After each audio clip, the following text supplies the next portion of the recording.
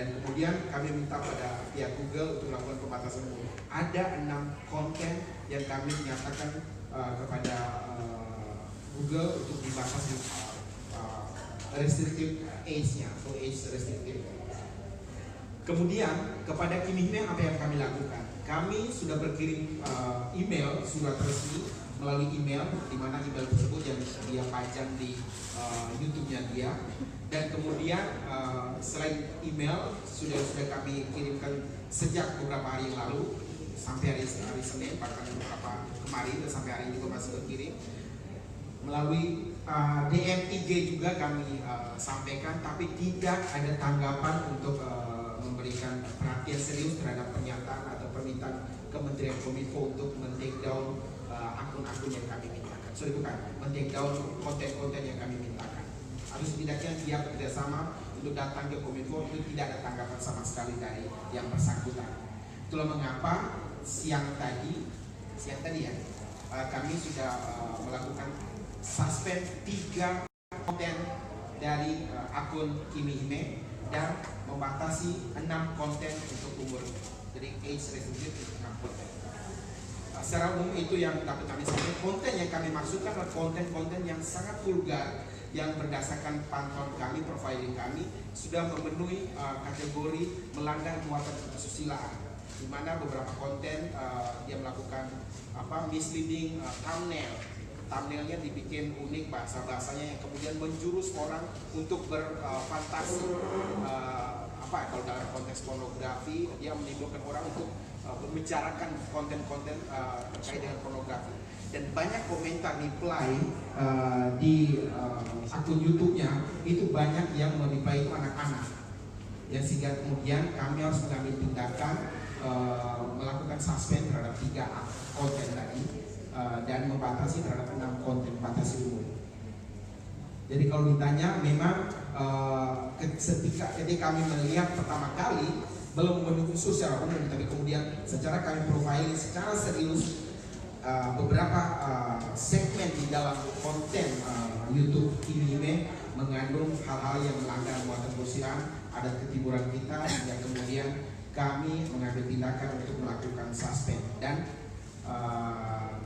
Google menyetujui itu karena memang tidak sesuai dengan community base-nya teman-teman di Google.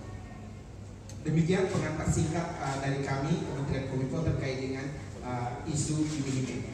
Kami persilakan untuk tanya jawab. Ya.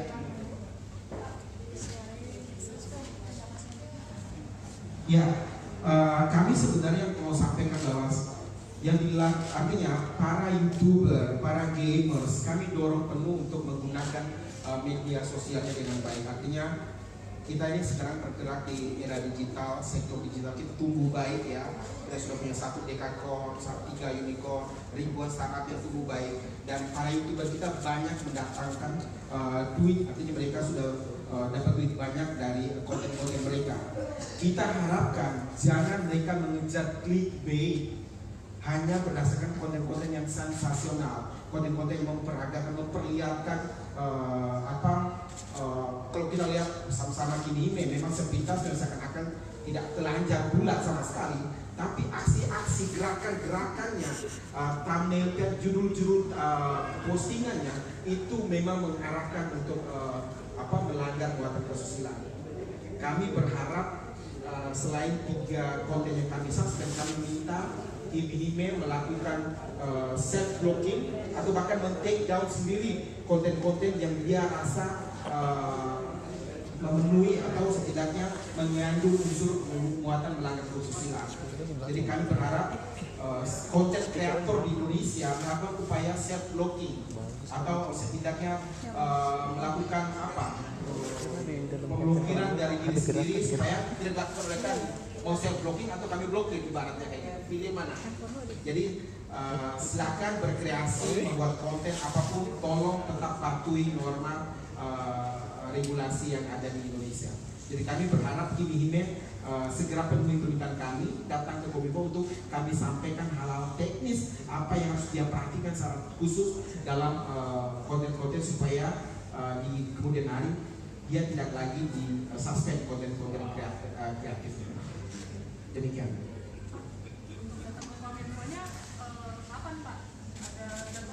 Kami beri waktu setidaknya 1 minggu ini. Ini sudah hari Rabu ya.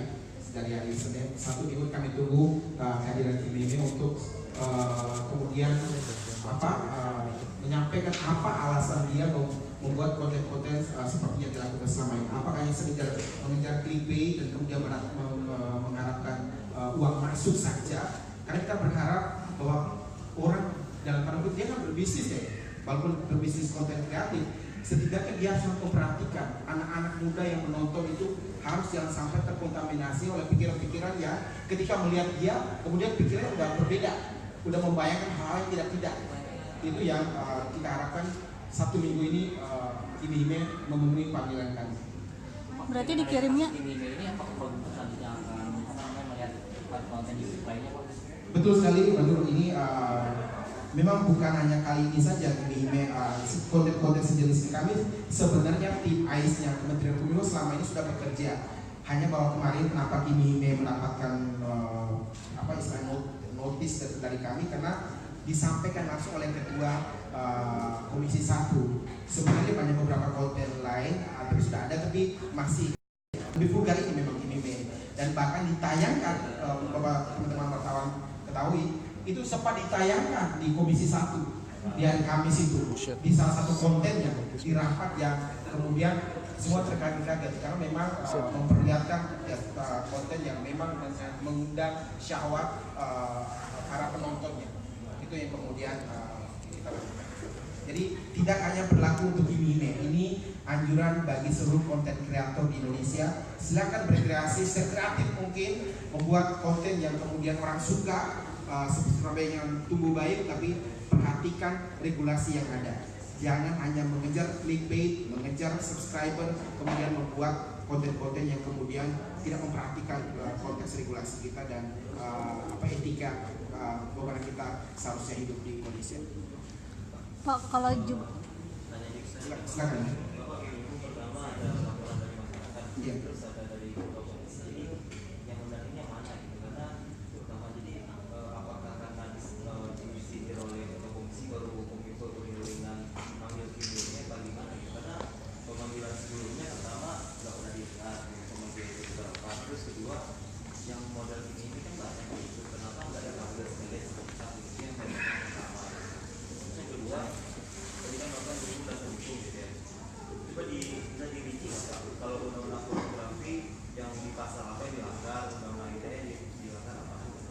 Baik, dari media mana Mas?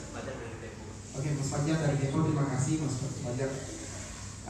Terima kasih. Yang pertama bahwa memang laporan dari masyarakat itu banyak, artinya sudah ada beberapa laporan terkait Kimi sebelumnya. Hanya kemudian kami mengambil tindakan ini tentu saja karena memang permintaan dari Komisi 1. Tapi bukan ini satu-satunya alasan kami melakukan tindakan. Tapi setelah kami melakukan profiling sepenuhnya dari konten Kimi, kemudian kami mengambil tindakan. Seandainya kemudian kami profiling itu tidak menemukan konten yang vulgar, melanggar ketentuan, itu kami pun tidak melakukan tindakan apapun terhadap Kimi, meskipun yang melaporkan itu adalah Komisi 1. Tapi karena setelah kami profiling, memang apa yang kemudian maksud saya kami yang diadukan oleh masyarakat kemudian dikuatkan oleh Komisi 1 ini kemudian ternyata ada terbukti pasal yang kemudian kami lihat memenuhi konsep undang-undang ini, pasal 27 ayat 1 melanggar muatan kesusilaan. Muatan kesusilaan yang diatur di undang-undang ITE dia lebih luas dari pengertian pornografi. Karena memang kalau pornografi jelas undang-undang pornografi undang-undang nomor 44 tahun 2008 itu katakan pornografi menampilkan telanjang, memperlihatkan telanjang, menampilkan ketelanjangan. Menampilkan ketelanjangan itu artinya banyak perdebatan. Ketika sudah sebagian diperlihatkan, itu sudah menampilkan ketelanjangan sedikit.